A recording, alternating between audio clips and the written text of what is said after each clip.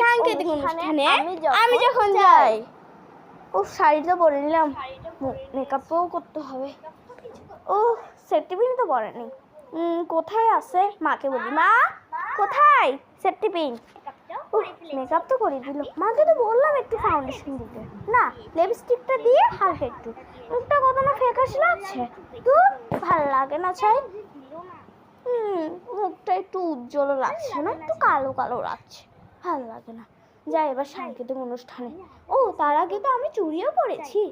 যাই এবার, সুন্দরী লাগছে, যাই।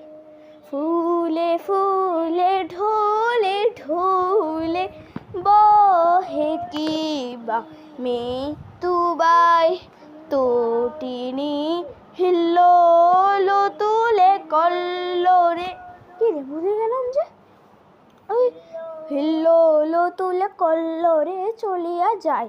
হ্যাঁ হ্যাঁ, হিল্লোরে কল্লোরে চলিয়া যায়।